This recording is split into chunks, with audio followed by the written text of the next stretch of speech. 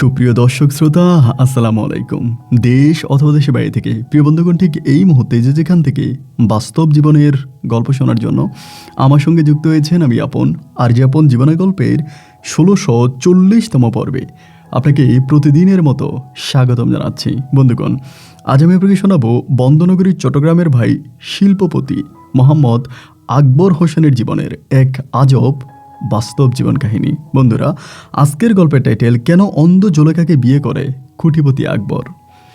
এই অন্ধ জুলেখা শুধু অন্ধই নয়, তিনি একেবারে নিম্নবিত্ত পরিবারের একটা মেয়ে এবং দেখতেও আহামরি কোনো সুন্দরী নয়। এই জুলেখাকে কেন একজন শিল্পপতি হয়ে তিনি বিয়ে করলেন, দেখেন, আপনি শুনলে হয়তো অবাক হয়ে যাবেন। আমি গত কিছুদিন আগে রাজধানী ঢাকার একজন ফার্মেসির ঔষধ বিক্রেতার সঙ্গে কথা বলেছিলাম।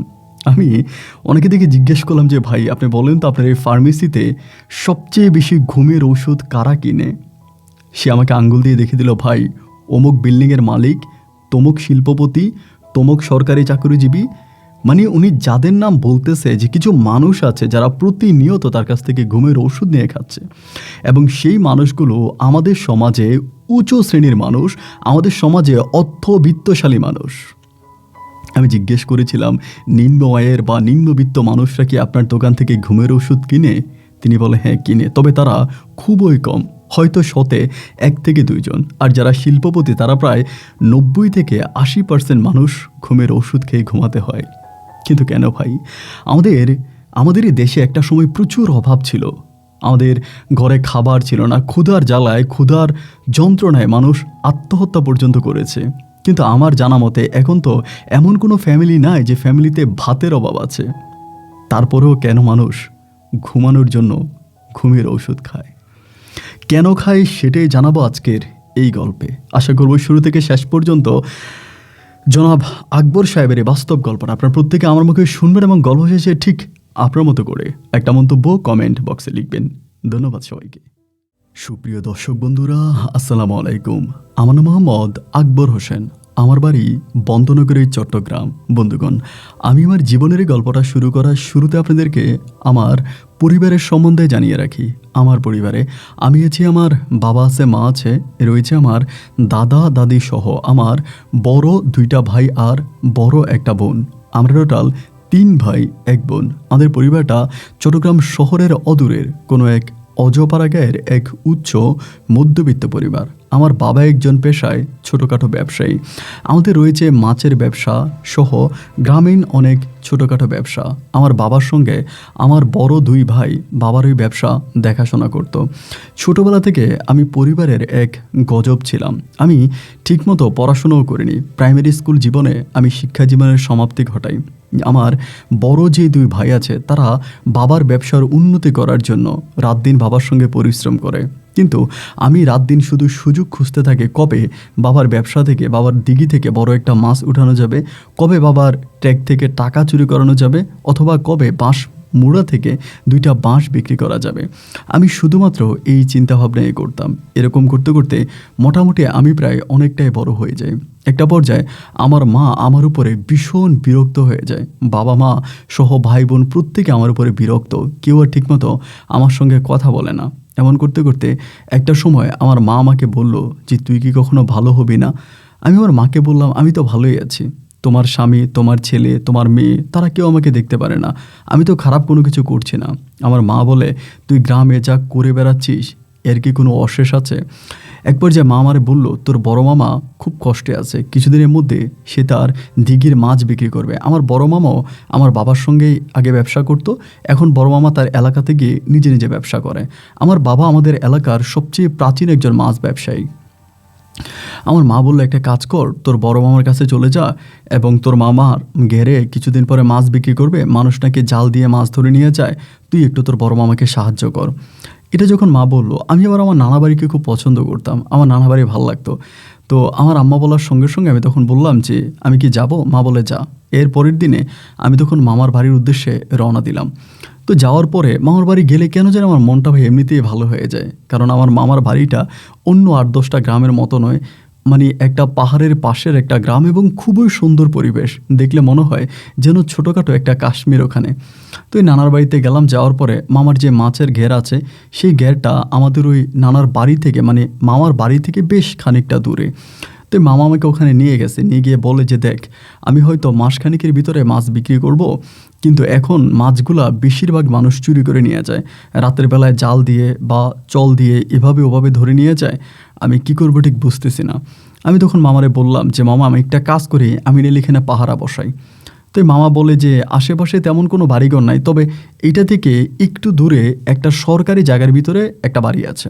মানে এই জায়গাটা সরকারি বলতে কি, এটা নিয়ে নাকি কি একটা ঝামেলা হয়েছিল, ঝামেলা হওয়ার পরে এই জমিটা সরকারের নামে চলে গেছে, এটা বহু বছর আগে। এরপরে একটা ফ্যামিলি শুধু সেখানে থাকে, তারা হয়তো দেউলিয়া ওই হিসেবে তারা ওখানে থাকে, এছাড়া তার আশেপাশে বহুদূর পর্যন্ত কোনো বাড়িঘর নাই।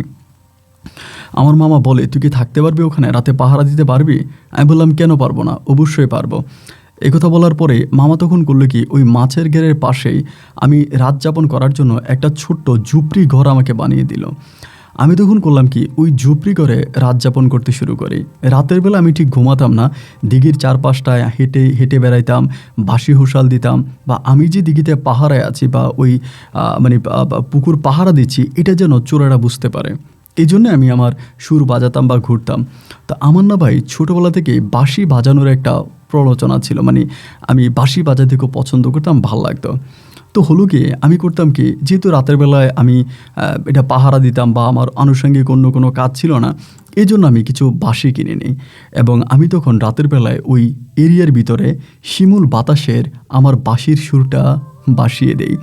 এবং এরকম করে আমি প্রায় প্রতি রাতেই ওই মাছের ঘেরের পাশে আমার ওই ঝুপড়ি ঘরের সাথে বসে আমি বাঁশি বাজাতাম। এভাবে প্রায় দীর্ঘদিন কেটে গেছে। কেটে যাওয়ার পরে একদিন হলো কি, আপনার আসরের নামাজের পরে একটা ছেলে, যার বয়স হয়তো আনুমানিক 6 থেকে 7 বছর হবে, ওই ছেলেটা আমার দিকে আসতেছিল। তখন কিন্তু আবার রজনীগন্ধা ফুলের সময় ছিল, মানুষের গাছে গাছে রজনীগন্ধা ফুল ফুটেছিল। সাদা একটা রজনীগন্ধা নিয়ে ছেলেটা আমার কাছে আসছে, আয়শা বলতেছে, এই ফুলটা আমার আপু আপনাকে দিছে। আমি বললাম, তোমার আপু দিয়েছে কেন? বলে, আপনি রাতের বেলায় আমার আপুকে যে ঘুম পাড়ায় দেন, এই জন্য আপু আপনাকে এই ফুলটা দিছে। আমি বললাম, রাতের বেলায় তোমার আপুরে আমি ঘুম পাড়ায় দিই, এটা কি বলতেছ? তো ছেলেটা বলতেছে, আপনারা নাকি রাতের বেলায় বাঁশি বাজান, আর আপনার বাঁশির সুর শুনতে শুনতে আপু ঘুমিয়ে যায়, এজন্য আপু আপনাকে এই ফুলটা দিয়ে ধন্যবাদ জানাইছে। এই কথা বলে ওই পিচ্চিটা হাঁটতে হাঁটতে তখন বাড়ির দিকে চলে যায়। আমার তখন ওই চলে যাওয়ার দিকে আমি তাকায় আছি, আর আমি বুঝতেছি না যে আরে এই বাড়িতে এমন এক মেয়ে আছে যে মেয়ে কিনা এক ছেলেকে দিয়ে আমাকে ফুল বা প্রস্তাব পাঠিয়েছে। এইটা জেনে আমার কাছে বেশ ভালোই লাগলো এবং আমি তখন মনে মনে ভাবতে শুরু করি, আমি এই বনের ভিতরে মানে এই নির্জন জায়গায় আমি মনমরা হয়ে বাঁশি বাজাই, কিন্তু এখানেই যে এমন এক পরী লুকিয়ে আছে এটা তো আর আমি জানি না। এরপরে আমি মাঝে মাঝে রাতের বেলায় আরও মধুর বাঁশি বাজাইতাম। এইভাবে বাঁশি বাজাইতে বাজাইতে একদিন হয়েছে কি, ওই যেই ছেলেটা আমাকে ফুল দিয়েছিল ওরে পাইছি। ওরে কিন্তু সচরাচর পাওয়া যায় না, ওরে পাইলাম বিলের ওখানে। পাওয়ার পরে ধৈর্য বলতেছি, তুমি যে আমার ওই দিন ফুল দিয়ে গেলা, আমার সঙ্গে তো আর দেখা করলা না। পরে বলে, আর দেখা করার দরকার নেই, তাই দেখা করি নাই। আমি বললাম, দাঁড়াও, তোমাদের বাড়ি কোনটা? বলে, ওইটা আমাদের বাড়ি। আমি বললাম, এটা তোমাদের বাড়ি? বলে, হ্যাঁ। আমি বললাম, কালকে সকালে তুমি আসবা, তোমার সঙ্গে আমার কথা আছে। এই কথা বলার পরেই ছেলেটা বলে, কী কথা? আমি বললাম, তুমি আসবা। এরপরের দিন দিনের প্রায় 10টার দিকে, 9টা কি 10টার দিকে ছেলেটা আসে, মানে আমার মাছের ঘেরের এখানে। তো ছেলেটা যখন আসে, আমি বললাম, একটু দাঁড়াও। তখন আমি কি করলাম, একটা মাছ ধরলাম, চলো দিয়ে একটা মাছ ধরলাম অনেক বড়। ধরিয়া মাছটা ছেলেটারে দিলাম, দিয়া বললাম, এই মাছটা তোমার আফুরে দিবা, দিয়া বলবা মাছটা যাতে ভালো করে রান্না করে আমি দুপুরবেলা খাইতে যাব। এটা বলার পরে ছেলেটা হাসি দিয়ে বলতেছে, আচ্ছা ঠিক আছে। তখন সে মাছটা নিয়ে গেছে, মাছটা তার বাড়িতে নিয়ে গেছে। নিয়ে যাওয়ার পরে আমি তো বুঝতেছি না যে দুপুরবেলা যাবো কি যাব না, কারণ আমি তো এবারই চিনি না বা এর আগে কখনোই যাইনি, ওদের সঙ্গে আমার ওরকম কোনো পরিচয় নেই। অনেকটা পরে ছেলেটা তখন দেখলাম যে আসছে দিনে, তখন প্রায় 1:30 থেকে 2টার মতো বাজে। আমার এখানে এসে বলতেছে, কী ব্যাপার, আপনি যাবেন না? আমি বললাম, আমার কি যাইতে বলছে? বলে, হ্যাঁ, রান্নাবান্না হয়ে গেছে, আপু আপনাকে যাইতে বলছে। আমি বললাম, আচ্ছা ঠিক আছে। এরপরে আমি তখন তাদের বাড়িতে খাইতে গেলাম। খাইতে যাওয়ার পরে যেটা দেখলাম, ওই বাড়ির মধ্যে একটা বয়স্ক লোক আছে এবং একজন মহিলা আছে, এই ছেলেটা আছে এবং আরও একজন বৃদ্ধ মহিলা আছে। মানে বোঝা গেল যে ওই বাড়িতে একটা মোটামুটি ফ্যামিলি আছে। তো আমাকে তখন দুপুরে খাবার দিল, এবং এই ছেলেটার মা যে আছে সে খুবই আন্তরিক, আমার সঙ্গে খুব ভালো করে কথা বললো। বাবা তুমি খাও, তোমাদের বাড়ি কই? আমি মামার পরিচয় দিলাম। বলে তোমার মামা বেশ ভালো মানুষ, আমরা তোমার মামাকে চিনি, সে অত্যাধিক ভালো মানুষ আমাদের এলাকাতে। মেয়ের মাও আমার সঙ্গে খুব আন্তরিকতা দেখিয়ে, খুব আপনার ভালোবাসা দেখিয়ে আমার সঙ্গে কথা বললো। খাওয়া দাওয়া করলাম, আর এদিক সেদিক উকিঝুঁকি মারতেছি কী ব্যাপার, যার কারণে দোয়া পড়লাম তারাই তো দেখতেছি না, যে মেয়ের জন্য খাবার খাইতে আসলাম ওই মেয়েরই তো দেখি না। এরকম করে খাবার দাবার শেষ করে আমি তখন বেরিয়ে গেছি। বেরিয়ে চলে আসতেছি, ছোটোটারে বললাম যে যাবি আমার সঙ্গে? ওরে আমি মানে একদম ঘাট পর্যন্ত আইনা বললাম, কিরে তোর আপুকে তো দেখলাম না। বলে আপু তো আপনাকে দেখছে। আমি বললাম তোমার আপু আমাকে দেখছে? বলে হ্যাঁ। আমি বললাম কীভাবে দেখছে? বলে চোখ বন্ধ করে দেখছে। এটা বলে ছেলেটা তখন হাসি দিয়ে চলে গেছে। ঠিক আমার সঙ্গে কী হইতাছে ফ্যামিলিতে আমি ঠিক বুঝতে পারি না। এমন করতে করতে এর প্রায় আরও অনেক দিন পরে একদিন হঠাৎ করে দেখি কি এই ছেলেটার সঙ্গেই একটা মেয়ে মাঠের মধ্যে হাঁটতেছে। মানে যে ছেলেটা আমাকে আপনার ফুল দিল এবং আমাকে দাওয়াত করলো ওই ছেলেটার সঙ্গে। আমি তো মাছের ঘেরে থাকি, সবসময় ওদের বাড়ির দিকে তাকায় থাকে, বাড়িতে কে ঢুকে কে বেরোয় বা কে কোন দিকে যায়। তখন দেখলাম যে ছেলেটার সঙ্গে যখন মেয়েটা বেরোইছে, মেয়েটার সম্ভবত কোথাও যাবে, একটা সাদা পোশাক পরে আছে। আমি তখন করলাম কি, মাছের ঘেরের ওখান থেকে দিলাম দৌড় দিয়া মেন রোডে উঠে গেছে। মেন রোডে ওঠার পরে দেখলাম যে তারা হেঁটে হেঁটে যাচ্ছে। বাট একটা জিনিস দেখে আমি অবাক হয়ে গেলাম, মেয়েটার হাতে ছোট্ট একটা লাঠি, যেটা আসলে অন্ধ মানুষরা ব্যবহার করে, এবং আরেক হাতে দিয়ে মেয়েটা ছেলেটার কাঁধে ধরে আছে। আমি ছেলেটাকে দিলাম, দাঁড়ায় জিজ্ঞেস করলাম এটা কে? বলে এটা আমার আপু। আমি যে তোমার আপু? মেয়েটা দেখতে শুনতে খুব বেশি একটা সুন্দর না, এমনি লম্বা আছে, যথেষ্ট লম্বা, কিন্তু চেহারাটা অতটা মায়াবী না বা অতটা ফর্সা না। তা আমি বললাম যে এটা তোমার আপু? বলে হ্যাঁ। তো ওই মেয়েটা আমাকে বললো যে ভাইয়া ভালো আছেন? আমি বললাম ভালো আছি। বলে আপনার নাম কি? আমি বলে যে আমার নাম আকবর। আপনি কি আমার জন্য খাবার রান্না করছিলেন? বললে হ্যাঁ আমি রান্না করছিলাম। মানে যে আপনি তো অন্ধ, কিন্তু অন্ধ মানুষ হয়ে খাবার রান্না করলেন, আবার খাবারটা এত স্বাদের হইল। বলতেছে ভাইয়া আমার মা আমাকে সাহায্য করছে, যার কারণে আমি রান্না করছি, খাবারটা কি আপনার ভালো লাগছে? আমি বললাম যথেষ্ট ভালো লাগছে। এই কথা বলার পরে তখন আমি আর এই নিয়ে আর কথা বাড়াইলাম না। ভাই যেহেতু অন্ধ মেয়ে, আমি কি আর এর সাথে প্রেম প্রীতি করবো? আমার কি আর মাথা খারাপ? আমি ওইখান থেকে স্কিপ করে তারপরে আমি চলে আসি, মানে এদিকে চলে আসি, মাছের ঘেরের ওখানে চলে আসি। আসার পরে আমি আর ওই ছেলের সঙ্গেও কথা বলি না বা তাদের ওই পরিবারের দিকেও তাকাই না। এরকম করতে করতে একদিন রাত আনুমানিক প্রায় 1টার কাছাকাছি আমি করুণ সুরে বাঁশি বাজাচ্ছিলাম।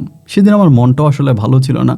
মামার সঙ্গে একটু কথা কাটাকাটি হয়েছে। মামা এরই মাঝে কিন্তু অর্ধেক মাছ ধরে নিয়ে গেছে, আরও কিছু মাছ আছে, এগুলোও ধরবে। তো আমার এই জায়গাটায় থাকতে ভালো লাগে, তো করুণ সুরে বাঁশি বাজাচ্ছিলাম। এমন সময় রাতের বেলায়, আপনার মধ্যরাতে, হঠাৎ করে দেখি ওই পিচ্চিটা এবং তার ওই অন্ধ বোন আমার ওই মানে বাঁশির যেখানে বসে বাজাচ্ছিলাম ওখানে আসছে। আমি আসলে বুঝতে পারতেছিলাম না এগুলো কি মানুষ না জিন। আমি পিচ্ছিরে দেখে বললাম কী রে, এত রাতের বেলায় তোর বোনকে নিয়ে এখানে কেন আসলে? বলে আফু বলতেছে আপনার সঙ্গে কথা বলবে, এই জন্য নিয়ে আসছে। তো এই কথা বলার পরে তো পিচ্চিটারে বললো যে তুই ওদিকে গিয়া দাঁড়া। ছেলেটা ওদিকে গিয়া দাঁড়াইছে। আমি মেয়েটা তখন হাত ধরলাম, যেহেতু অন্ধ হাত ধরে বসাইছি। পরে আমি বললাম আপনি অন্ধ মানুষ, এত রাতের বেলায় এখানে কেন আসছেন? মেয়েটা একটা হাসি দিয়ে বলল অন্ধের কাছে দিন কি আর রাত কি। আচ্ছা আমি আসছি আপনাকে একটা কথা জিজ্ঞেস করার জন্য। আমি বললাম কী কথা? বলে আপনার কি মন খারাপ? আমি বললাম না তো। বলে যদি মন খারাপ না হবে তাহলে আপনি এরকম করুণ বাঁশির সুর বাজাচ্ছিলেন কেন? এবং আপনার ওই করুণ বাঁশির সুর শুনে আমি ঘরে থাকতে পারি নাই, আমার ভাইকে নিয়ে আমি ছুটে আসছি। আমি বললাম এটা কি আপনার ভাই? বলে হ্যাঁ এটা আমার ছোট ভাই। আমার আরেকটা বড় বোন ছিল, আমার বড় বোনটা দুনিয়া ছেড়ে চলে গেছে, আমার বড় বোনটা নাই, কিন্তু আমার এই ভাইটা আমি হওয়ার অনেক পরে হয়েছে, এবং আমার বাবা মা একরকম বৃদ্ধ বয়সেও আসে দুনিয়াতে। তা আমি বললাম যে আমি যতটুকু জানি আপনারা যে জায়গাটাতে থাকেন এটা তো সরকারি খাসের জায়গা। বলে হ্যাঁ সরকারি জায়গা, কিন্তু আমরা ইউনিয়ন পরিষদ থেকে একটা ছোটোখাটো একটা রিসিট নিয়ে আমরা ওখানে থাকতেছি। তাই আমি বললাম যে আপনার বাবা কি করে? বলে বাবা মাঠে ঘাটে কাজ করে, অনেক সময় মাঠের কাজ থাকলে মাঠে করে, আর মাঠের কাজ না থাকলে বাজারে বা যেখানে পাই সেখানে কাজ করে, এক কথায় বলতে গেলে দিনমজুর। তা আমি বললাম যে আপনি যে এত রাত এখানে আসছেন, এটা যদি কেউ দেখে তাহলে তো আপনার কলঙ্ক হয়ে যাবে। মেয়েটা তখন বলতেছে আমি তো জন্ম থেকেই কলঙ্কিত। আমি বললাম কিভাবে? বলে এই যে আমি অন্ধ, অন্ধের থেকেও বড় কলঙ্ক আর কী আছে বলেন? একটা ডিভোর্সি মেয়ের বিয়ে হয়, একটা খারাপ কাজ করা মেয়েরও বিয়ে হয়, কিন্তু একটা অন্ধ মেয়ের কি বিয়ে হয়? আমি বললাম এইটা আপনি কি কথা বলতেছেন? আপনি কি কেউ তাহলে বিয়ে করবে না, এটাই আপনার চিন্তাভাবনা? বলে হ্যাঁ কি আর করবে। এবং এরকম করতে করতে ভাই আমি তো একটু দুষ্ট প্রকৃতির মানুষ, আগেই বলে রাখি আমার চরিত্র কিন্তু খুব বেশি একটা ভালো না। আমার বাড়িতেও একটা ঘটনা ছিল ছোটোখাটো, ওইটা কিন্তু আপনাকে বলি নাই। তো তো এই যে মেয়েটার সঙ্গে কথা বলতেছে এবং তার হাত ধরে আছি, আমার ভিতরে তার প্রতি একটা অন্যরকম খারাপ ইচ্ছা জেগে বসছে। তো খারাপ ইচ্ছা জেগে বসছে যেহেতু প্রথম দিন দেখা, আমি তো মানে ওই দিন আর মানে কোনো কিছু করলাম না, তার সঙ্গে অনেকক্ষণ কথাবার্তা বললাম, কিন্তু তাকে লাইনে আনার জন্য চেষ্টা করছিলাম, ভাও করার জন্য চেষ্টা করছিলাম। পরে আমি বললাম যে আপনি রাতের বেলায় যে আপনার ভাইরে নিয়ে আসছেন, আপনার আব্বা আম্মাকে যদি জানতো তাহলে সমস্যা হইতো না? বলে না, কোনো সমস্যা হয় না, আমার আব্বা আম্মা জানে না, বা তারা সুন্দর সময় ঘুমিয়ে যায়। আমি আর আমার ছোটো ভাইটা একসাথে রাতের বেলায় ঘুমাই, তো তা আমি ওর নিয়ে বেশিরভাগই রাতে আপনার মাঠে ঘাটে ঘুরে বেড়াই, আমার ভালো লাগে। রাতের ওই হিমেল বাতাসটা আমার হৃদয়ে ছুঁয়ে যায়, ভালো লাগে। তাই আমি বললাম ঠিক আছে। সেদিন অনেকক্ষণ কথা বললাম। এরপরে চলে যাওয়ার সময় বললাম, আপনি কি কালকে আবারও আসবেন? বলে আপনি যদি অনুমতি দেন তাহলে আমি আসবো। আমি যে ঠিক আছে, আইসেন। এরকম করে প্রায় প্রতি রাতের বেলায় এই মেয়েটা তার ছোট ভাইয়ের সঙ্গে আমার এখানে আসতো, মানে মাছের ওই ঘেরের কাছে আসতো, এবং আসার পরে তার সঙ্গে আমার এক রোমান্টিক প্রেমের সম্পর্ক গড়ে ওঠে। এবং আসলে প্রেমের সম্পর্কটা বলতে গেলে মানে রাইট কথা হচ্ছে এটা, যে আমি তার সঙ্গে এই প্রেম করার মানেই হচ্ছে একটা তাকে ভোগ করা, তাকে বিয়ে করা, তার সঙ্গে সংসার করা, এরকম কোনো চিন্তা ভাবনা কিন্তু আমার মাথায় ছিল না। যেহেতু একা একা থাকি এখানে এবং একটু জনশূন্য এলাকা, তে মেয়েটা যদি আসে ওর সঙ্গে অন্তত রাতটা ভালো কাটবে, এই চিন্তা করে আমি মাঝে মাঝে ওর ভাই সহ আসতো। এবং প্রথম দিকে আমাদের প্রেম হয়ে যাওয়ার পরে আমি ওর শরীরে হাত দেওয়ার চেষ্টা করতাম। ও প্রথম দিকে যদিও বারণ করতো, নিষেধ করতো, কিন্তু একটা পর্যায়ে ও আর নিষেধ করে না। এবং এরকম করতে করতে আমি ওরে বললাম যে প্রতি রাতে তোমার ভাইকে নিয়ে আসো, এটা ভালো দেখায় না, একটা কাজ করো, আমি তোমাকে নিয়ে আসবো এখন থেকে। বলো আচ্ছা ঠিক আছে, তাহলে আমরা তো ওই রুমে ঘুমাই, রুমের পাশে জানালা আছে, আপনি কি যদি জানালা দিয়ে আমাকে ডাক দেন বা কোনো একটা লাঠি টাঠি বা কিছু একটা দিয়ে আমাকে একটু খোঁচা মারেন, আমি উঠে চলে আসবো। কারণ এটা আমার জন্য খুবই মানে একটা মানে যেটা বলতে গেলে আর কি, যে খুবই সুবিধাজনক একটা ব্যবস্থা ছিল। এরপরে আমি যখনই মাঝে মাঝে তার জানালার কাছে যাইতাম, জিয়া তারে শীষ দিতাম, ডাক দিতাম, ওই সঙ্গে সঙ্গে উঠে চলে আসতো এবং আইসা আমার সঙ্গে সে রাত যাপন করতো। এরকম করে দীর্ঘদিন আমি তার সঙ্গে শারীরিক সম্পর্কে লিপ্ত ছিলাম। তো এরকম করে থাকতে থাকতে একদিন সে আমাকে হঠাৎ করে বলতেছে, আমার কিন্তু একটা দাদি আছে। আমি বললাম দাদি আছে? কি বলো, কি দাদি আছে তোমার? বলে হ্যাঁ, আমার একটা দাদি আছে। আমার দাদিটা কিন্তু আমাকে তোমার সঙ্গে সম্পর্ক করতে মানা করে। আমার দাদি আমারে বলে, তুই নাকি মানুষ ভালো না, তুমি নাকি চরিত্রহীনা, এবং তুমি নাকি আমাকে কখনো বিয়ে করবা না। আমি বললাম তোমাদের বাসায় আমি গেলাম, তোমার সঙ্গে আমি দেখা করলাম, এবং আজকে আমাদের এত মাসের সম্পর্ক, আমার এখানে কিন্তু আর মাছ নাই, মানে মাছও উঠে নিয়ে গেছে মামা, মাছও সব ধরে ফেলছে, এখন কিন্তু একটা পুঁটি মাছও মানে দিঘিতে নাই। কিন্তু এরপর আমি দিঘি পাহারা দিই। আসলে দিঘি পাহারা দেওয়ার নামে আমি, এই মেয়েটার নাম ছিল জোলেখা, মানে জোলেখারে ভোগ করি। তো আমি বললাম যে আমি তো তোমার কথাবার্তা ঠিক বুঝতে পারতেছি না, আমি তো কোনোদিনও তোমার এরকম কোনো দাদির কথা শুনি নাই, তা হঠাৎ করে আজকে তুমি আমাকে এরকম এক দাদির কথা শোনাচ্ছ, এটা তোমার কেমন দাদি? ও বলে, আমার এটা এমন দাদি যে আমার ওই দাদিরই কেউ দেখে না, শুধু আমিই দেখতে পাই।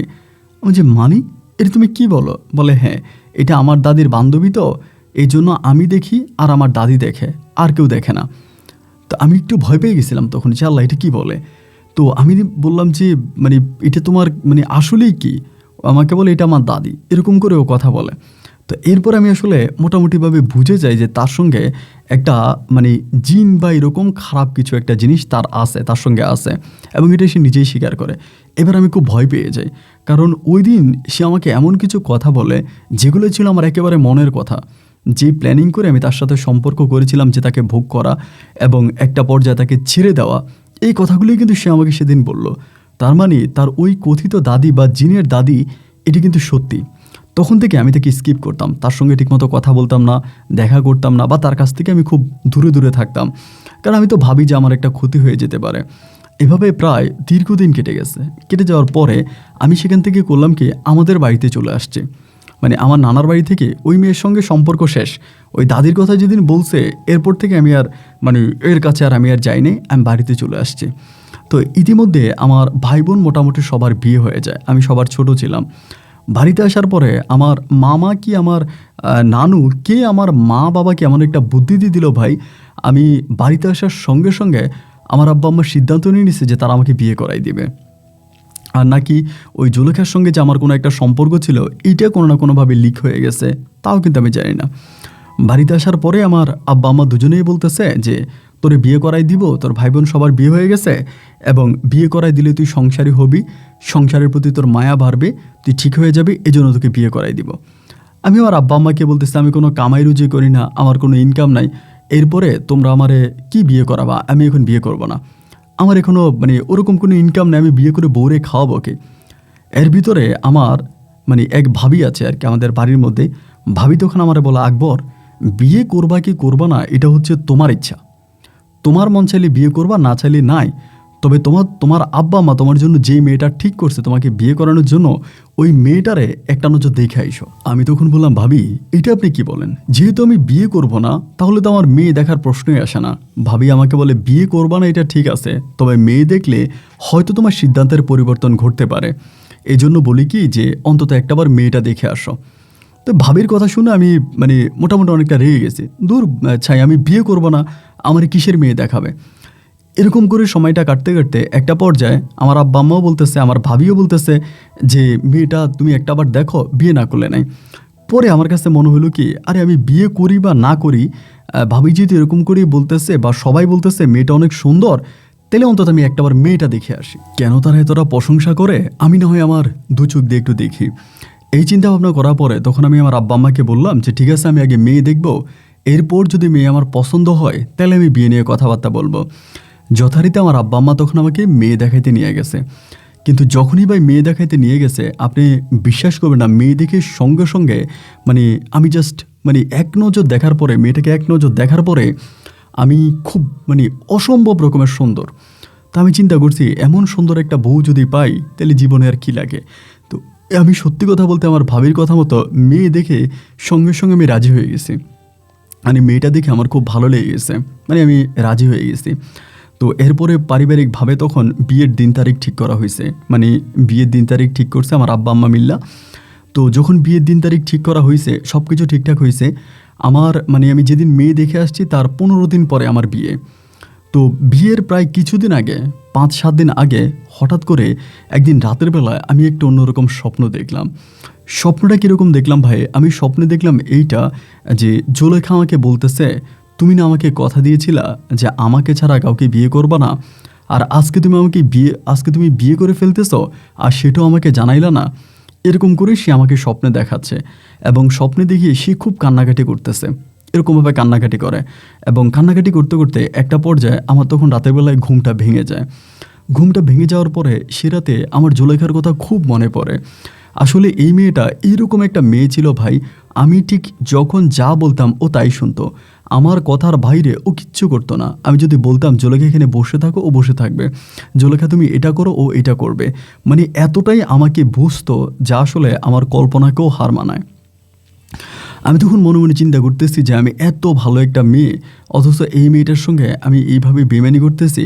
আমি কিন্তু সত্যি তাকে বলেছিলাম যে তুমি ছাড়া আমি অন্য কাউকে বিয়ে করব না, আর যদিও করি তোমাকে জানাইও করব, এটা আমি তাকে ওয়াদা করেছিলাম। তো সেই ওয়াদার পরিপ্রেক্ষিতে আমি তখন চিন্তা করছি যে না, আমি একটু তারে জানাবো, আমার যে বিয়ে প্রয়োজন আমি তাকে দাওয়াতও দিব, তার ফ্যামিলিকে দাওয়াত দিব।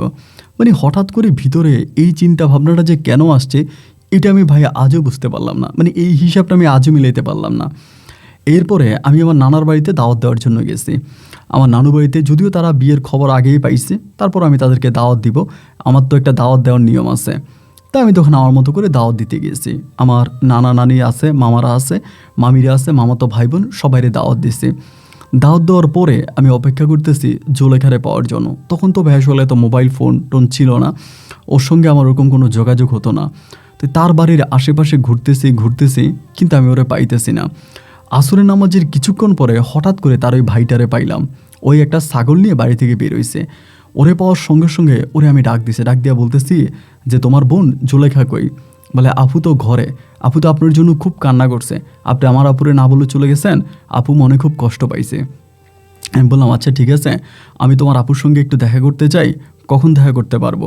ওই পিচ্চিটা খুবই চালাক ছিল, খুবই ট্যালেন্ট, কিন্তু ও বলে এখন তো আব্বা আম্মা আছে, দেখা করতে পারবেন না, আচ্ছা আপনি এখানে থাইকেন, আমি আপুকে রাতের বেলায় নিয়ে আসবো। তো এইটা বলার পরে ছেলেরা তখন মাগরিবের আজান দিছে, পরে ভিতরে চলে গেছে, ছাগল নিয়ে আবার চলে গেছে। ওর সঙ্গে কিন্তু মাঠে আমি অনেকক্ষণ ঘোরাফেরা করছিলাম। তো এরকম ঘোরাফেরা করার পর ও যখন চলে যায়, তখন আমি মনে মনে ভাবতেছি যে আদৌ কি জুলেখা আসবে? আর জুলেখা যদি আসে, ওই কি আমাকে ধরাই দিবে? মানে মনের ভিতরে এই প্রশ্নটা লাগতেছে যে যেহেতু বহুদিন হয়ে গেছে ওর সঙ্গে আমার কোনো যোগাযোগ নাই, কোনো কথাবার্তা নাই, আমি তো ওর সঙ্গে খারাপ কাজ করছি, এখন যদি ও আমাকে বিয়ে করার জন্য আমারে ধরায় দেয় বা আমি বিয়ে করে ফেলবো এই জন্য যদি আমাকে ধরায় দেয়, আমি কি করব? আর আমি যে বিয়ে করব এটা তো জুলেখা জানে না, মানে আমার একটা ধারণা আর কি, জুলেখা তো এটা জানে না, আমি তোকে আর বলি নাই। তা ও কি আসলে আসবে এই চিন্তাভাবনা করে মানে বসে আছি একটা গাছের নিচে, ওখানে ছোট্ট একটা গাছের নিচে, এবং রাত্র প্রায় 9টা কি 9:30 পর্যন্ত আমি বসে আছি। আনুমানিক 9:30টার দিকে এই জুলেখা তখন আসছে, ছেলেটা সহ একটা হারিকেন হাতে, ছেলেটার হাতে একটা হারিকেন, এবং জুলেখা ছেলেটার কাঁধে হাত দিয়ে কাঁধে ভর করে তখন আসছে। তো আসার পরে আমার তখন চাঁদের আলো ছিল, মোটামুটি বাইরে প্রখর চাঁদের আলো। তো গাছের নিচে দাঁড়ায়া আমি ওর দিকে তাকানোর সঙ্গে সঙ্গে আমাকে বলতেছে যে অমুক তারিখ তো আপনার বিয়ে, তো আজকে এখানে কেন আসছেন? যখন এটা বলছে যে অমুক তারিখ তো আপনার বিয়ে, আপনি এখন এখানে কেন আসছেন? ভাই তখন তো আমার মাথায় আসমান ভেঙে পড়ছে। কী রে, আমার যে বিয়ে এটা তো ও জানার কথা না, কারণ এখান থেকে আমার নানু বাড়ি অনেক দূরে, আর আমার মামা নানা এরা হয়তো জানতে পারে, কিন্তু ও তো জানার কথা না, ও কীভাবে জানবে? তো আমি তখন বললাম যে আমার বিয়ে অমুক তারিখ আমার বিয়ে, এটা তুমি কিভাবে জানলা? ও বলে আমার দাদি আমারে বলছে। আমি বললাম যে তোমার দাদি তোমারে বলছে? এটা কোন দাদি? পরে বলে আপনাকে যে দাদির কথা বলছিলাম ওই দাদি আমাকে বলছে যে আপনার অত তারিখে বিয়ে, আপনি বিয়ে করে ফেলবেন। আর দাদি আমাকে এটাও বলছে যে এই ছেলেটা তো ভালো না, আমি তোকে আগেও বলছিলাম, এরপরও তুই ছেলেটার সঙ্গে কেন যোগাযোগ করলি, কেন কথা বললি? আমার দাদি আমাকে যা যা বলছে তাই সত্য হয়েছে। আপনি আমাকে ভোগ করছেন, আমারে নষ্ট করছেন, এবং এখন আপনি অন্য কাউকে বিয়ে করে ফেলবেন, তাই তো? আমি তখন নিচের দিকে তাকায় আছি, মানে আমি কি এখান থেকে দৌড় দিব না মানে কি করব আমি ঠিক বুঝতে পারতেছিলাম না। ওই পিচ্চিটা তখন এখান থেকে খানিকটা দূরে গিয়ে দাঁড়ায় আছে, আমি এটার সঙ্গে কথা বলতেছি।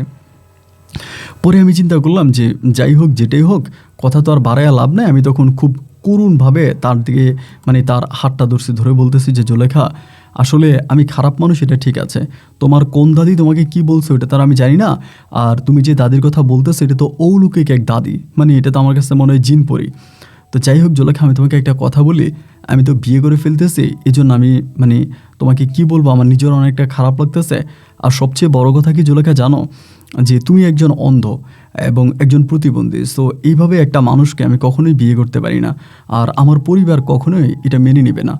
ও তখন আমাকে বলতেছে, তো আমাকে যদি বিয়েই না করবেন আর আপনার পরিবার যদি মেনেই না নিবে, তাহলে আপনি আমার ইজ্জত কেন নিয়ে গেলেন, আমার সঙ্গে এই কাজটা কেন করলেন?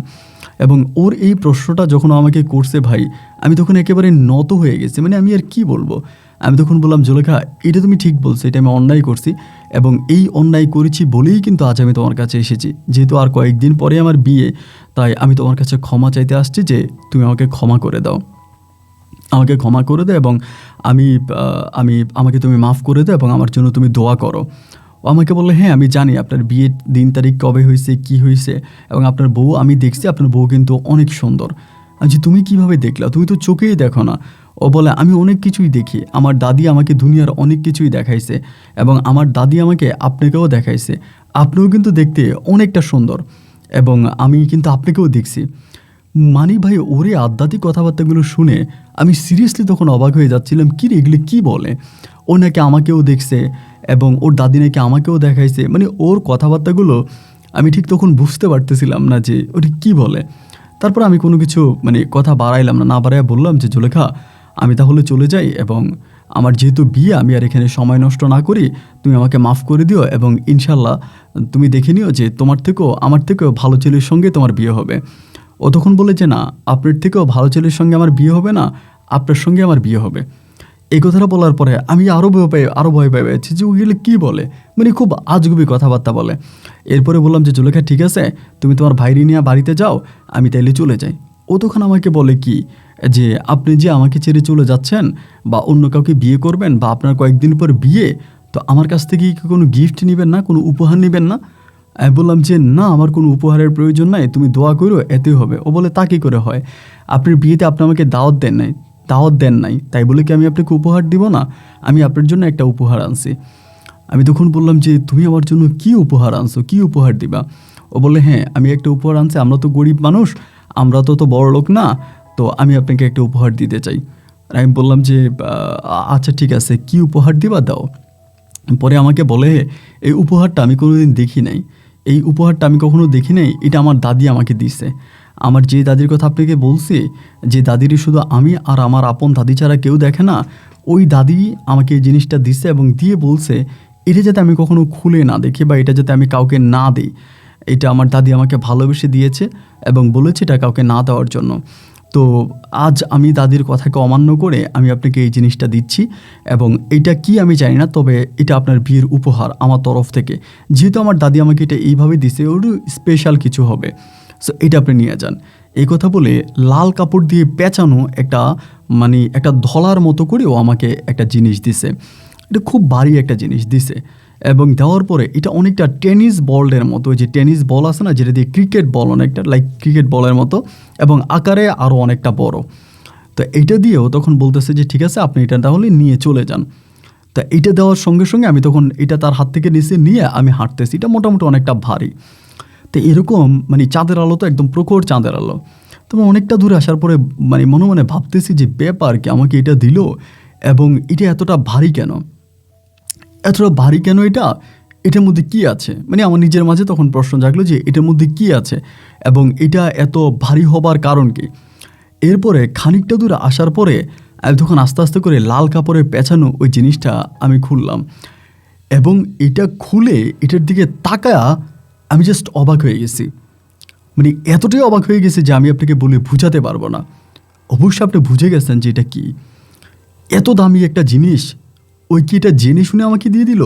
ওকে জানে যে এটা এত দামি একটা জিনিস, এটা আমাকে কেন দিল? এবং এটার দাম তো আমার বিটা বাড়ি নয়, আমার পুরো গ্রাম বিক্রি করলেও এটার দাম হবে না, এটার দাম হবে না। এটা এত দামি একটা জিনিস, তো আমাকে এটা দিয়ে দিল। আমি জাস্ট ভাই তখন অবাক হয়ে গেছি। তো ওরে তো আমি আর কোনো কিছু বলি নাই, আর ওর এখান থেকে তো চলে আসছি। পরে আমি এটা নিয়ে কিভাবে যাব, আমি যে যাব আমার তখনও ভয় লাগতেছে যে আল্লাহ এটা আবার আমার হাত থেকে পড়ে যায় বা কেউ নিয়ে যায়, বা ওর যে দাদির কথা বলে ওই দাদি তো একটা জিন, নাকি সে আইসা সামনে আমার কাছ থেকে এটা নিয়ে যায়। আমি ওই রাতে আমার নানুর বাড়িতে চলে গেছি, গিয়ে আমার মামাতো ভাইয়ের সঙ্গে আমি কিন্তু রাতে ঘুমাইতাম। আমি এটাকে কোন জায়গায় রাখবো, আবার রাতের বেলায় মামাতো ভাই দেখে ফেলে কিনা বা এটা কেউ নিয়ে যায় কিনা, আমি সারাটা রাত এটা নিয়ে বসেছিলাম, আমি ঘুমাই নাই। আবার আমার সবচেয়ে বড় ভয় ছিল কি, যে ও বলছিল তো ওর দাদির জিন, ওই জিন মহিলা আবার এসে আমার কাছ থেকে নিয়ে যায় কিনা, এটাই আমি সবচেয়ে বেশি ভয় পাচ্ছিলাম। তো যাই হোক, তারপরও আমি সারাটা রাত ঘুমাই না, এটা নিয়ে আমি সারা রাত বসেছিলাম। এবার ভাবতেছি এটা আমি কি করব, এখন কি আমি বিয়ে করব না বিয়েটাই বন্ধ করে দেবো, এটা হাতে পাওয়ার পরে আমি বিয়ে করব কি না, এই নিয়ে আমি সংকোচে পড়ে গেছি। আচ্ছা যাই হোক, এরপরে আমি যথারীতি এটা নিয়ে চলে গেছি বাড়িতে। সকালবেলা বাড়িতে চলে গেছি, বাড়িতে গিয়ে এটা কোন জায়গায় রাখবো, রাখবোটা কোন জায়গায়, কি আবার দেখে ফেলে, আমি খুবই আমার পার্সোনাল একটা গোপন জায়গায় আমি তখন এটাকে লুকিয়ে রাখি। লুকিয়ে রাখার পরে আব্বা আম্মা কিন্তু কাউরেই বলি নাই, আমার আব্বা আম্মা কাউকে এই বিষয়ে বলি নাই। এবং একটা পর্যায়ে আমার বিয়ের তারিখ হয়ে গেছে, বিয়ের দিন তারিখ আসছে। তো সেদিনও আমি এটা হাতে পাওয়ার পরে আমি কেমন জানি একটু অন্যরকমই হয়ে গেছে, কারোর সঙ্গে কোনো বিষয় নিয়ে কথা বলতাম না এবং সবসময় চিন্তা করতাম যে এটা আমি কী করবো, এটা আমি কোথায় রাখবো, এটা আমি কাকে দেবো, খালি এগুলো ভাবতাম। একটা পর্যায়ে তখন আমার বিয়ে হয়ে গেছে। বিয়ে হয়ে যাওয়ার পরে আমি তখন এই জিনিসটাকে লুকিয়ে লুকিয়ে রাখতেছি। রাখতে আমি তখন একজন স্বর্ণকারের সহযোগিতায় বলতে কি, আমি ওই স্বর্ণকারের দোকানে প্রথমে কাজ নেই, কারণ এটা তো ভাঙা বা ওভাবে তো এটা বিক্রি করা যাবে না, এটা তো একটু একটু করে বিক্রি করতে হবে। তো তারপর আমি স্বর্ণকারের দোকানে যাই এবং তার ওখানে গিয়ে আমি আপাতত এই কাজগুলো শিখে আমি তখন এটাকে কাটি। আমি এটাকে কাটাকাটি করে আমি এরকম টুকরো টুকরো করি। তো কয়েকটা টুকরো করার পরে আমি তখন এই স্বর্ণকারের সঙ্গে প্রথমে আমি একটু খোলামেলা করে না বলে একটু লুকায়িতভাবে বলি যে আমার কাছে এরকম কিছু কয়েক টুকরা স্বর্ণ আছে, আমি এগুলো বিক্রি করতে চাই, তা কীরকম দাম দিবা। ওই দোকান আমারে বলে যে আমি তো আর স্বর্ণ কিনি না, তবে বড় বাজারে যে স্বর্ণ কিনে আমি তার সঙ্গে তোমার কথা বলাই দিব। তো এরপরে ওর সঙ্গে আমার কথা বলাই দেওয়ার পরেই আমি তখন এই স্বর্ণগুলো এই টুকরোগুলো বিক্রি করতে শুরু করছি।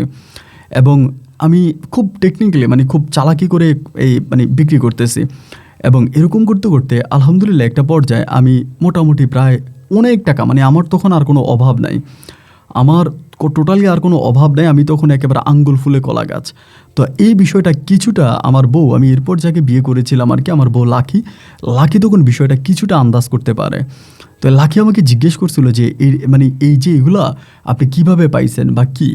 আমি তখন আমার বউকে একটা কথাই বলছিলাম যে এইটা আমাকে একটা জিনে দিছে। মানে আমি জোলেখার কথা বলি নাই, বলছিলাম যে একটা জিনের মাধ্যমে আমি এটা পাইছি, ওই জিনে আমাকে দিছে, আমি এটা এই জন্য পাইছি। তো এই বলে বলে তখন এই এই জিনিসগুলো পাই আমি পুরোপুরিভাবে পরিবর্তন হয়ে গেছি। তো এরপরে আমি চট্টগ্রাম শহরের দিকে কিছু ব্যবসা বাণিজ্য শুরু করি। যেহেতু আমার হাতে অগাধ পুঁজি আছে, আমার এলাকার লোকের সহযোগিতায় আমি তখন কিছু গার্মেন্টস লাইনে কিছু ব্যবসা করতেছি, কিছু কিছু ব্যবসা শুরু করি। এবং ব্যবসা করতে করতে একটা পর্যায়ে আমি সিদ্ধান্ত নিয়েছিলাম যে আমি একটা জমি কিনবো, ওখানে একটা জমি কিনবো এবং একটা জমি কিনে একটা বাড়ি বানাবো। ওই মুহূর্তটাতে আমি কিন্তু লাকিকে অসম্ভব রকমের ভালোবাসতাম। আমার গোটা পৃথিবী একদিকে ছিল, লাকি একদিকে ছিল। লাকি যা বলতো আমি তাই করতাম, মানে আমি ওকে এত বেশি পছন্দ করতাম।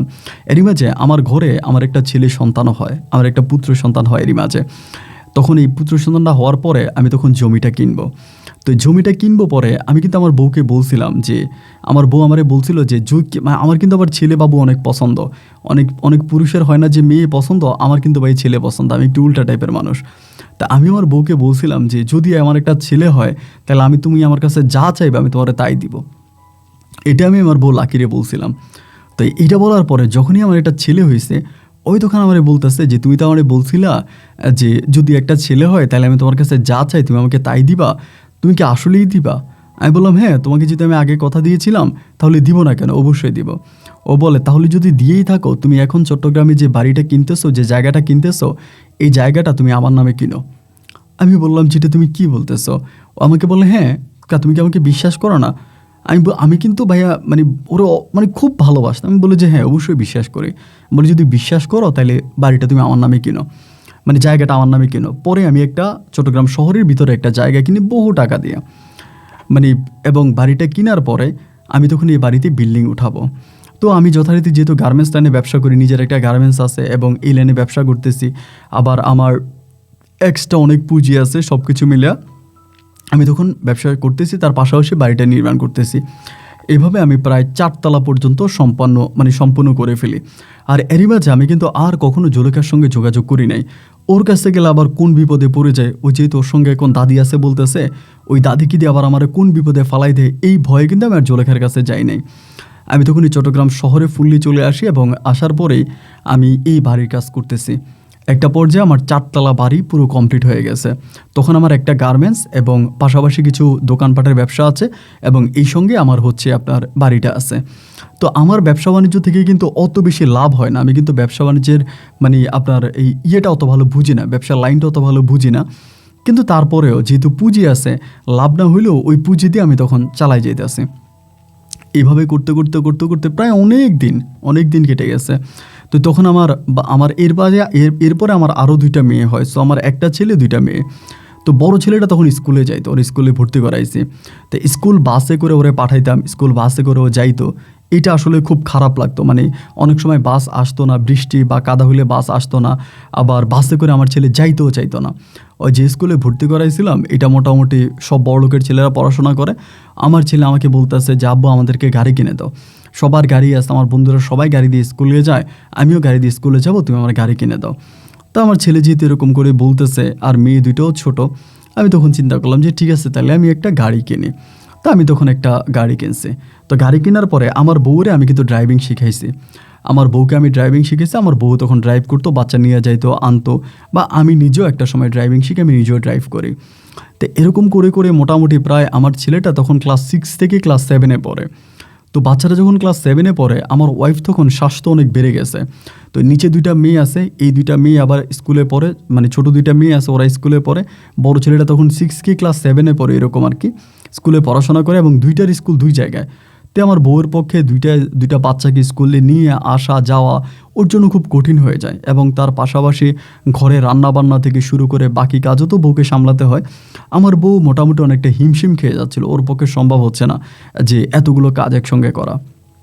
পরে আমি চিন্তা করলাম যে আল্লাহ দিলে তো আমার টাকার কোনো অভাব নাই, আল্লাহ তো আমাকে ভরপুর টাকা দিচ্ছে, আমি একটা কাজ করি, আমি একটা ড্রাইভার রেখে দিই। যদিও আমাদের বাসায় একটা কাজের মেয়েও কিন্তু ছিল না, আমার বউ সব কাজ করতো এবং ও কাজ করতে খুব পছন্দ করতো। ঘরের কাজটা সবও অনেক পছন্দ করে। বাইরে লোক দিয়ে কাজ করাবো, বেডরুম পরিষ্কার করাবো, রান্নাবান্না করাবো, এটা আমার বউয়ের পছন্দ ছিল না। যার কারণে তখন আমার বউ নিজেই সব কিছু করতো। তো একটা পর্যায়ে আমাকে বলতেছে যে একটা কাজ করেন, আপনি এই একটা ড্রাইভার রেখে দেন, কারণ ড্রাইভারটা খুব জরুরি হয়ে গেছে, মেয়ের স্কুল ছেলের স্কুল, আমি একা এত সব কভার করতে পারি না, একটা ড্রাইভার হলে ভালো হয়। পরে আমি একটা ড্রাইভার রাখলাম। ড্রাইভারটার বাড়ি ছিল আপনার নোয়াখালীতে, নোয়াখালী কি কুমিল্লা আমি জানতাম না, ও বলছিল নোয়াখালী এরকম আর কি। তাই আমি এই ড্রাইভারটা তখন রাখলাম। রাখার পরে ড্রাইভারটাও যথেষ্ট ইয়াং ছিল, ওই তখন আমার বাচ্চাদেরকে স্কুলে নিত আনতো, বা আমার বড় ছেলের সঙ্গে ওই ড্রাইভারের একটা ভালো সম্পর্ক হয়। আমার বড় ছেলে আবার ড্রাইভারটাকে ছাড়া কিচ্ছু বুঝে না, এবং ও ড্রাইভারকে ড্রাইভার বলে না, চাচ্চু বলে আর কি। তো ওই ড্রাইভারটা এতটা ভালো যে আমাদের বাসায় আসতো, আমাদের সঙ্গে খাবার দাবারও খাইতো। আমার ওয়াইফ বা আমি এতে কোনো কিছু মনে করতাম না, যেহেতু আমাদের বাসার একটাই ড্রাইভার এবং সে আমাদের ফ্যামিলি মেম্বারের মতো, আমি আর তার কোনো কিছু মনে করি না। আর ওই সময়তে আমার ওয়াইফ কিন্তু আমাকে আমার ফ্যামিলির কাছ থেকে আলাদা করে ফেলে। আমার ভাইয়ের সম্বন্ধে আমাকে কথা বলতো, আব্বা আম্মার সম্বন্ধে বলতো, এই মানে যাই বলে আর কি, আমাকে এইসব বুঝাইতো সব সময়। আমি আমার ভাই দিয়ে, আমার বড় ভাইয়েরই কিন্তু আমি একদিন অপমান করে আমার বাসা থেকে বের করে দিই, তাও আমার ওয়াইফের কথাই, এবং খুব তুচ্ছ একটা বিষয় নিয়ে আমি ভাইকে বের করে দিই।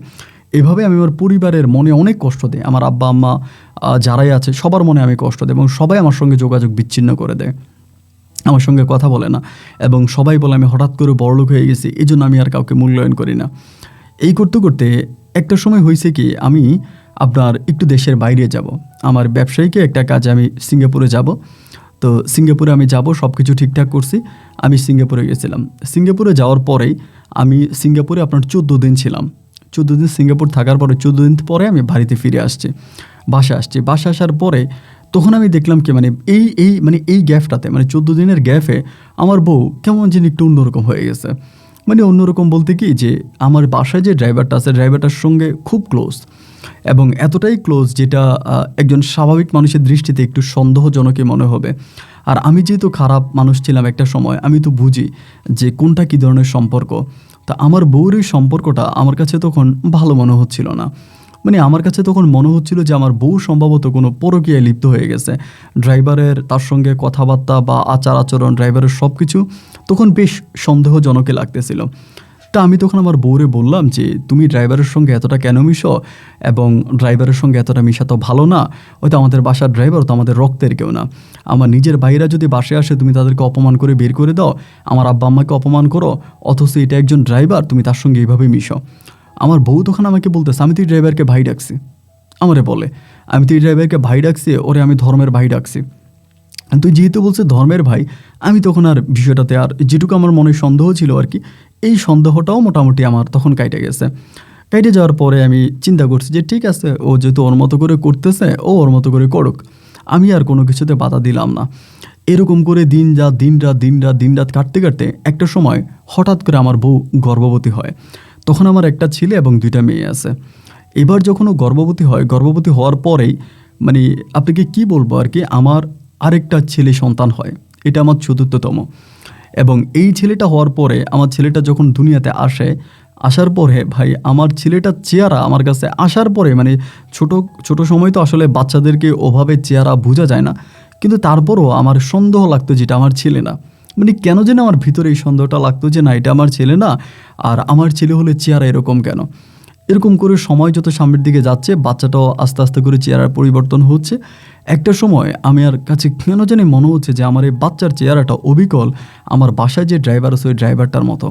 এবং ড্রাইভারটা বহু বছর ধরে আমার বাসায় চাকরি করে, আমি কিন্তু ওরে বিদায় করার জন্য অনেক চেষ্টা করতেছি, এবং ওকে যেদিন আমি বিদায় করে দিব বা নতুন ড্রাইভার নিব এটা বলতেছি, আমার বউ তখন খেপে যায়। আমার বউর একটাই কথা যে ড্রাইভার যদি বিদায়ও করো, ও আমাদের বাসায় থাকবে, নতুন ড্রাইভার নিলে নতুন ড্রাইভারের নতুন ড্রাইভ করবে, কিন্তু আমাদের বাসায় থাকবে, মানে ও আমার ধর্মের ভাই, এক কথা আমার ধর্মের ভাই, ও আমার বাসায় থাকতে হবে। এরকম করে একটা পর্যায়ে তখন আমার কাছে ডাউট লাগলো যে না, এই বাচ্চাটা আমার না। তো এরকম করতে করতে সন্দেহের বশবর্তী হয়েই আমি একটা সময় সিদ্ধান্ত নিলাম যে বাচ্চাটা ডিএনএ টেস্ট করাবো আমার সঙ্গে। এবং আমি তখন এই বাচ্চাটার ডিএনএ টেস্ট করাই আমার সঙ্গে, এবং ডিএনএ যখন আমি রিপোর্ট পাই, তখন আমি বুঝতে পারি যে আমার এই বাচ্চাটার সঙ্গে আমার ডিএনএ ম্যাচ করে নাই। মানে আদত মূলত এই বাচ্চাটা আমার না। এটা আমার 4র্থ ছেলের কথা বলতেছি, সবচেয়ে ছোটোটা। তো যখন আমার সঙ্গে বাচ্চাটা ডিএনএ ম্যাচ করে নাই, আমি তখন বুঝে গেছি যে এই বাচ্চা আমার না, এবং এই বাচ্চার চেহারা অবিকল আমার বাসার যে ড্রাইভার আছে আমার বাসার ওই ড্রাইভারের মতো। তখন আমি চিন্তা করছি যে আর যাই হোক, যেটাই হোক, এই বাচ্চার সঙ্গে তো আমি আর থাকবো না, মানে এই ওয়াইফের সঙ্গেও থাকবো না। এই নিয়ে আমাদের মাঝে শুরু হলো ঝগড়া, অশান্তি। তখন এমন একটা পর্যায়ে গিয়ে পৌঁছাইছে ভাই, তখন মনে হয় যে শান্তি যেন সোনার হরিণ, শান্তি যেন সোনার হরিণ, খেতে গেলে ঝগড়া, বাইরে গেলে ঝগড়া, শুইতে গেলে ঝগড়া। ও আমার গায়ে হাত তোলে, আমাকে লাথি মারে। যখনই আমি এই কথা বলি যে বাচ্চার সঙ্গে আমার ডিএনএ ম্যাচ করে নেয় বা যেটা আমার বাচ্চা না, এগুলো বললে আমার সঙ্গে ঝগড়া করে, গায়ে হাত তোলে, আমাকে মারে, ধাক্কা দিয়ে বাসা থেকে বের করে দেয়। তুই বাসা থেকে বেরিয়ে যা, তোর কি? তোর এই বাসাতে কিছুই নেই, এই বাসা আমার, এই বাড়ি আমার, এই জমি আমার, তোর কি? তুই এখান থেকে বেরো। মানে এগুলো করে করেও আমাকে প্রতিনিয়ত বাসা থেকে বের করে দিচ্ছে, এবং প্রতিনিয়ত বাসা থেকে বের করে দিচ্ছে যে তুই এই বাসায় থাকবি না, তোর এই বাসায় থাকার কোনোই অধিকার নাই, এই বাসায় তুই থাকবি না, আমাকে বাসা থেকে বের করে দেয়। তো আমি তখন ওরে যতই বলি যে তুমি আমার সাথে এগুলো কেন করতেছো, আমি তোমার সম্বন্ধে তোমার নামে বাড়ি কিনে দিছি, তুমি এই কারণে কি এরকমটা করতেছো? ও বলে যে না, বাড়ি কিনে দিলে দিছিস তো তাতে কী হয়েছে, আমি তোর সঙ্গে সংসারই করবো না। এবং এরকম করে ঝগড়াঝাটি, সংসার করবে না বলে কিন্তু আমাকে ছাড়তেছে না। এবং আমার চোখের সামনেও ড্রাইভারের সঙ্গে যা করতেছে, যেটা ভাই আমি নিজের চোখে দেখতেছি, মানে এটা একজন পুরুষ হিসাবে সহ্য করা যে কতটা কঠিন আপনাকে বাসায় বুঝাতে পারবো না। মানে আমার তখন এতটাই কলিজা ফেটে যাচ্ছিলো ভাই, আমি রাতের বেলায় ঘুমোতে পারতাম না। যে আমার স্ত্রী, আমি জানি যে অন্য কারোর সঙ্গে লিপ্ত, বাট আমি তাকে ছাড়তে পারতেছি না, ছাড়তে পারি না। আমার 3টা সন্তান আছে, 4টার কথা বাদই দিলাম, আমার 3টা ছেলে, মানে 2টা মেয়ে আছে, একটা ছেলে আছে। আমার ছেলে মেয়েগুলোর জীবন কী হবে? আমি নতুন একটা বিয়ে করতে পারবো, এবং আমার বাচ্চাগুলোকে কি তার মায়ের মতো করে অন্য কোনো মেয়ে দেখবে? আমি শুধু বাচ্চাগুলোর চিন্তা করতে করতে ভাই তখন খুব টেনশানে পড়ে গেছি। খাওয়া দাওয়া ঘুম আমার সব কিছু তখন বন্ধ। আমি প্রতিদিন ডাক্তারের দোকান থেকে ঘুমের ওষুধ খেয়ে ঘুমাইতাম। আর ও আমাকে মারতো, প্রচুর মারতো, এত পরিমাণ আর আমার টর্চার করতো, আমার গায়ে হাত তুলতো। আমি আপনাকে বলে বুঝাতে পারবো না যে কোনো মানে স্ত্রী যে তার স্বামীকে এভাবে মারতে পারে। মানে ও কথায় কথা আমার ছেলে মেয়ের সামনে পর্যন্ত আমাকে জুতা দিয়ে পিটাইতো, আমার বাচ্চাদের সামনে আমারে জুতা দিয়েও মারতো। এবং এরকমও হতো যে মাঝে মাঝে মারতে মারতো ব্লাড পর্যন্ত বের করতো, রক্ত পর্যন্ত বের করতো, আমি কিচ্ছু বলতাম না। এরকম করতে করতে একদিন আমি বাসাতে আসছিলাম, মানে বাইরে থেকে আসছিলাম, কিন্তু আমার যে 2টা ছেলে, মানে একটা ছেলে আর 2টা মেয়ে আছে, তারাও কিন্তু তার মার পক্ষে, এই বাচ্চাগুলো কিন্তু আমার পক্ষে না, এবং বাচ্চাগুলো আমার ওয়াইফের পক্ষে। এই করতে করতে আমার একটা গ্রামের না ঠিক আর কি, গ্রামেই পরিচয় আমার একটা বন্ধু আছে শহরে আর কি, ও নিজেও ব্যবসা বাণিজ্য করে। আমি তখন ওর সঙ্গে আমার এই কথাগুলো বললাম যে দোস্ত, এই ঘটনা, আমি তো এই নির্যাতনার ভিতরে আছি, আমি কী করব? আমার বন্ধু তখন আমাকে একটা সুন্দর কথা বলছে যে তোর কি মনে হয় এই যে তোর কোটির কোটি টাকা, তোর এত সয় সম্পত্তি, এসবের মাঝেও কি তোর কোনো সুখ আছে? আমি বললাম না বন্ধু, আসলে আমার কোনো সুখ নাই। ও আমাকে বলে যে একদিন আমাকেও দেখাচ্ছিল যে রাত্রিবেলায়, তখন প্রায় 9:30 মতো বাজে, একজন রিক্সা ড্রাইভার নিউজ পেপার মুখে দিয়ে শুয়ে এত সুন্দর করে ঘুমাচ্ছে ভাই। মানে এই দৃশ্যটা, মানে আমি যখন এই রিক্সা ড্রাইভারের ঘুমানোর দৃশ্যটা দেখলাম, আমার কাছে তখন মনে হলো যে পৃথিবীর সমস্ত সুখ এখানে আছে। অথচ আমার টাকার অভাব নাই, গাড়ির অভাব নাই, বাড়ির অভাব নাই, কিন্তু আমি রাতের বেলা একটু শান্তিতে ঘুমাতে পারি না। আমার বউ আমাকে জুতা দিয়ে মারে, আমার সন্তানের সামনে আমার স্ত্রী আমার গায়ে হাত তোলে, এবং আমার চোখের সামনে আমার স্ত্রী অন্য কারোর সাথে পরকীয়ায় লিপ্ত আছে। ঘুমের ওষুধ ছাড়া আমি কোনোভাবেই দু চোখে ঘুম আনতে পারি না।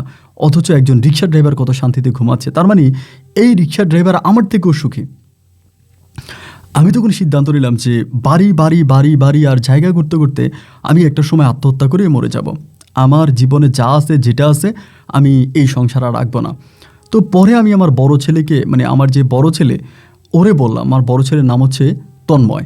আমি তন্ময়রে বললাম যে বাবা রে, এমন এমন ঘটনা তোর আম্মা করতেছে, এখন তোর কি মনে হয় যে আমি তোর আম্মার সঙ্গে থাকতে পারি? আমার ছেলেটা তখন খুব অনেক বড়, সুতরাং ওর কাছে তো আর কথা লুকাইলাম না, খুব ক্লিয়ারলি বললাম যে বাবা তুই কি বলিস, তুই তো 10 জনের সঙ্গে চলাফেরা করিস বা সবার সঙ্গে তোর একটা সম্পর্ক আছে।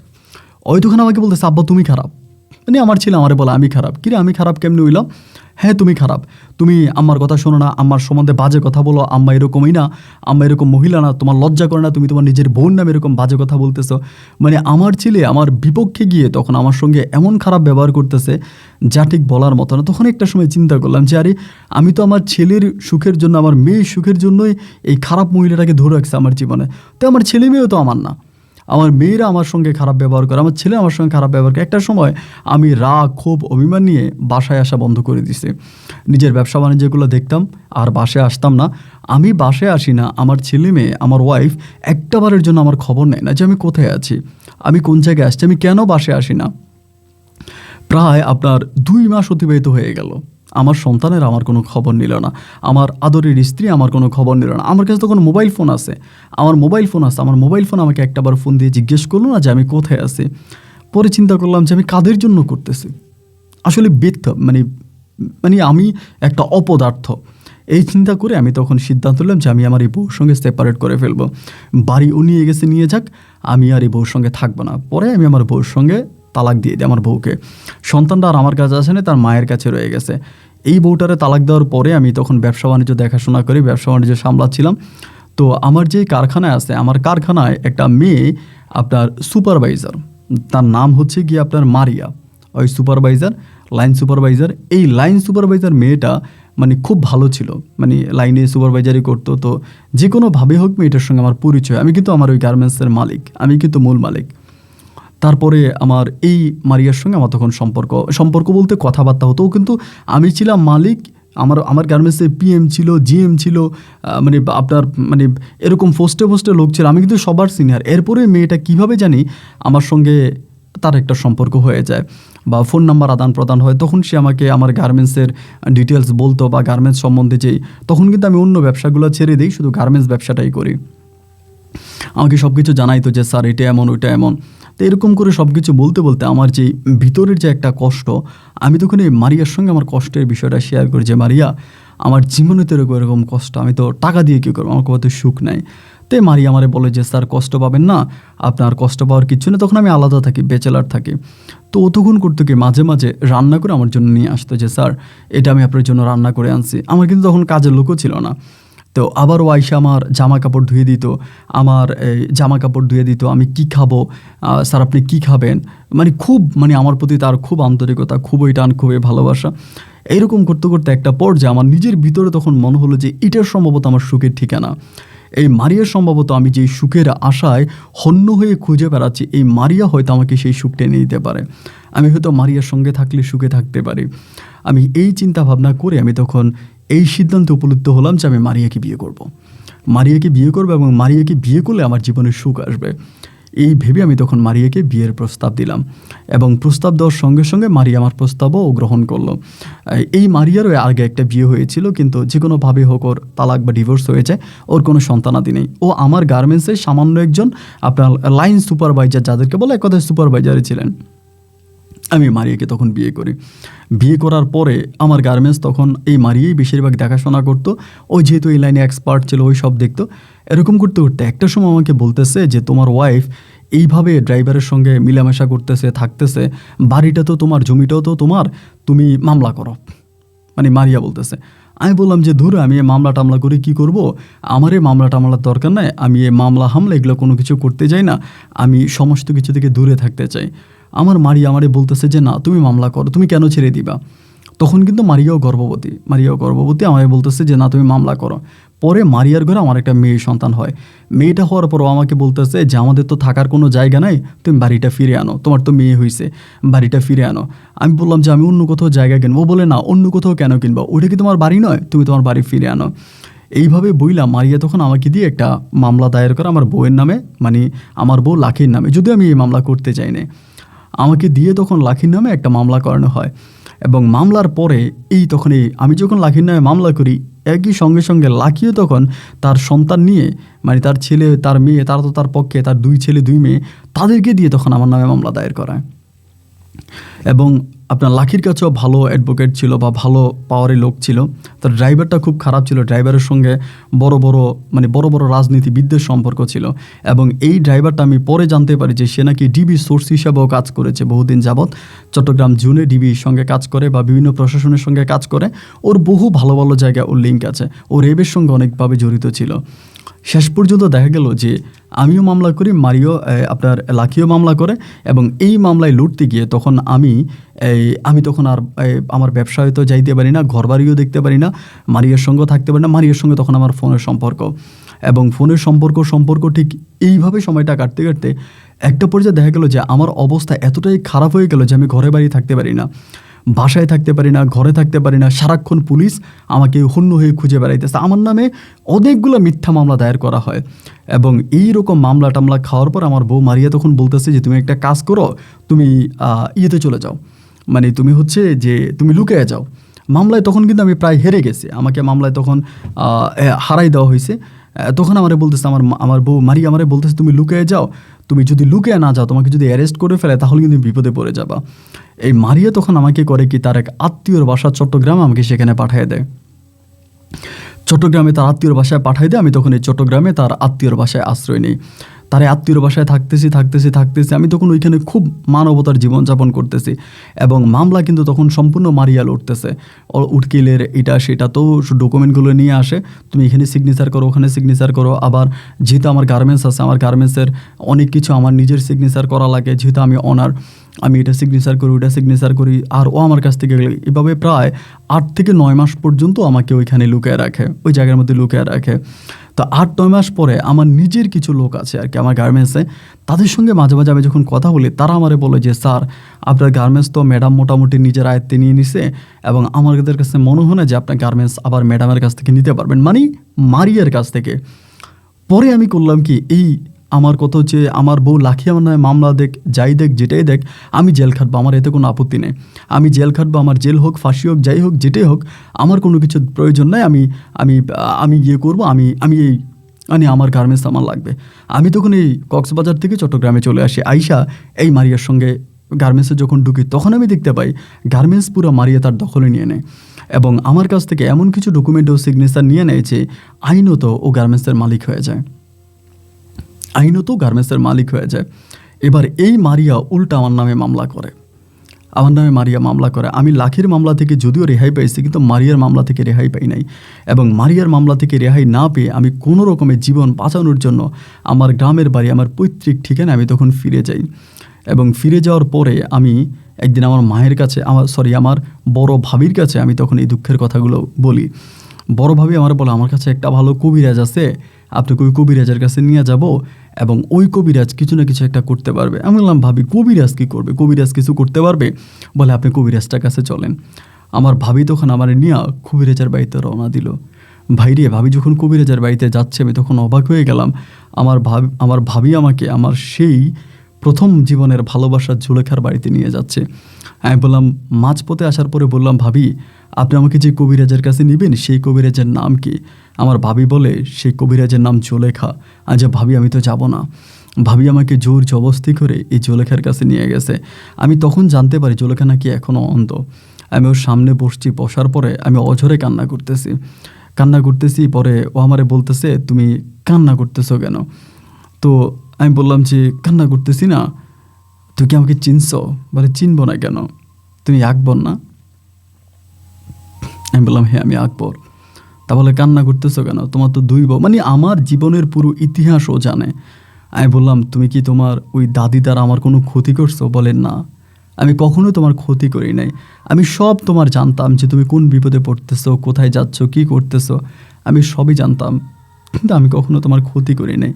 আমি তখন বললাম যে, দেখো জুলেখা, আমাকে তুমি মাফ করে দাও। জুলেখা, তুমি আমাকে মাফ করে দাও, আমি ভুল করছি, আমি তোমার কাছে ক্ষমা চাই। আর আমি আজ তোমাকে একটা কথা বলতে আসছি। আমার ভাবি তোমাকে আমার কাছে নিয়ে আসছিল যে তুমি আমার চিকিৎসা করবা, বা আমার বউদের ক্ষতি করবা, আমার বউদেরকে শিক্ষা দিবা, এই জন্য। কিন্তু আমি তোমার কাছে আমার বউয়ের কোনো শিক্ষার জন্য আসতে চাই না মারিয়া, জুলেখা। আমি অনেক কষ্টে আছি, আমার জীবনে কোনো সুখ নাই। আমি টাকার পিছনে, আমি ধনের পিছনে দৌড়াতে দৌড়াতে বেশ ক্লান্ত, আমি ভীষণ ক্লান্ত জুলেখা। আমি একটু শান্তি চাই, একটু সুখ চাই, একটু শান্তিতে আমার বাকি জীবনটা কাটাতে চাই। আমি তোমাকে বিয়ে করতে চাই। আমার গার্মেন্টস আছে, আমি আমার গার্মেন্টস আগে পরে ফিরে পাবো। আমার বাড়ি আছে, আমার বাড়ি ফিরে পাবো, এবং আমি তোমার চিকিৎসা করব। ও আমাকে বলে, তুমি আমার কি চিকিৎসা করবা? আমি বলি, তোমার চোখের চিকিৎসা করব। ও বলে, চোখের চিকিৎসা করবা? আমি বললাম, হ্যাঁ। আমাকে বলে, তোমার শার্টটা তো বেশ ময়লা, শার্টটা ধোও নাই? আমি বললাম, তুমি আমার শার্ট ময়লা কেমনে দেখলা? ও বলে, তুমি তো একটা কমলা কালার শার্ট গায়ে দিয়ে আছো, তোমাকে কিছুটা ছেলে কিছুটা মেয়ের মতো লাগে। ছেলেরা কমলা কালার শার্ট গায়ে দিলে কেমন লাগে না? আমি বললাম, মারিয়া, জুলেখা, তুমি না চোখে দেখো না? ও বলে, হ্যাঁ। আমি বললাম, তো চোখে যদি না দেখো, তুমি এগুলো কীভাবে দেখতেছো? ও বলে, আমি চোখে দেখতে পাই, আমি চোখে দেখতে পাই, এবং কত বছর আগ থেকে দেখতে পাই, তা বললে তুমি হয়তো বিশ্বাস করবে না। আমার দাদি আমাকে বলেছিল অন্ধ থাকার জন্য। আমি আমার দাদির কথায় অন্ধ থেকেছি, কিন্তু আমি চোখে দেখতে পাই। আমি সব দেখতে পাই। আমি বললাম, তাহলে যে সবাই তোমাকে বলে অন্ধ কবিরাজ? ও বলে, সবাই জানে আমি অন্ধ, কিন্তু আমি অন্ধ না। আমি ওকে জড়াই ধরে বললাম যে, জুলেখা, আমাকে তুমি মাফ করে দিয়ে আমার সঙ্গে তুমি সংসার করো। ও বলে, আমাকে কি আবার ছেড়ে যাবা? আমি বললাম, তোমার দাদি কি বলে? ও বলে, আমার দাদি তো ভবিষ্যৎবাণী বলতে পারে না, সে শুধু অতীত বলতে পারে, ভবিষ্যৎ পারে না। আমি বললাম, তাহলে বিশ্বাস করো, আমি তোমাকে ছেড়ে যাব না, আমি তোমার সঙ্গে থাকবো। একথা বলার পরে জুলেখা আমাকে কবুল করে নিল। আমি জুলেখাকে বিয়ে করলাম এবং আমাদের বিয়ের 1 বছরের মাথায় জুলেখা সিদ্ধান্ত নিল ও কবিরাজি করবে না। এবং আমিও এটাই বললাম যে, কবিরাজি তুমি করো না, কবিরাজি ছেড়ে দাও। শেষ পর্যন্ত আমার জুলেখা কবিরাজি ছেড়ে দেয়। আপনি শুনলে অবাক হয়ে যাবেন, আমার গার্মেন্টস আমি ফিরে পেয়েছি। যে গার্মেন্টস আমার বউ মারিয়া নিয়ে গিয়েছিল, সেই গার্মেন্টস আমি ফিরে পাই এবং আমার সন্তানগুলোকে আমি ফিরে পাই নাই। গার্মেন্টসের পুরোপুরি ফিরে পাই না, ধরেন আপনার 3 ভাগের 2 ভাগ ফিরে পাই, 1 ভাগ এখনও সেই মারিয়ার অধীনেই আছে। আর বাড়িটা আমি আজও পাই না, লাকি আমার বাড়িটা দখল করতেছে। লাকির ঘরে আমার হিসাব মতো আমার 1 ছেলে 2 মেয়ে, যারা আজও আমাকে বাবা বলে না বা আমাকে সম্মান করে না। আর মারিয়ার ঘরে আমার 1 মেয়ে, সেও আমাকে বাবা হিসেবে মূল্যায়ন করে না। তবে আলহামদুলিল্লাহ, জুলেখার ঘরে আমার 1 ছেলে 1 মেয়ে আছে, তারা আমাকে বাবা হিসেবে যথেষ্ট সম্মান করে। আজ আমি জুলেখা এবং আমার 1 ছেলে মেয়েকে নিয়ে আমি বেশ সুখে আছি। আমার জুলেখার সঙ্গে যে দাদি ছিল, সেও জুলেখার কাছ থেকে বিদায় নিয়েছে এবং সে থাকলে আরও অনেক ক্ষতি আমাদের সংসারে হতো, এগুলো আপনাকে নাই বলি। যেহেতু দাদি আমাদের অনেক উপকার করেছে এবং দাদি চলে যায়, এবং আমি এখন জুলেখাকে নিয়ে বেশ আরামে আছি, সুখে আছি, শান্তিতে আছি। আমার বউ জুলেখা বেশ অসুস্থ। আপনার কাছে দোয়া চাই, আপনার যারা সাবস্ক্রাইবার আছে ওদের কাছে দোয়া চাই, তারা যেন আমার বউ জুলেখার জন্য দোয়া করে, আল্লাহ যেন আমার জুলেখাকে সুস্থতা দান করে। তবে আপনাকে একটা কথা বলে রাখি আপন ভাই, শেষ এসে যে আমি যেই সুখের আশায় আমি হন্য হয়ে সুখ খুঁজে বেড়াচ্ছিলাম, সুখ কোথায়, সুখ কোথায়, সুখ কোথায়, সেই সুখ আমি খুঁজে পেয়েছি জুলেখার মাঝে। আমি জুলেখাকে নিয়ে এতটাই সুখে আছি, আমার সুখের কোনো অভাব নেই। আজ আমি মহা খুশি, মহা সুখী। আমার জন্য দোয়া করবেন। ভালো থাকবেন। আসসালামু আলাইকুম।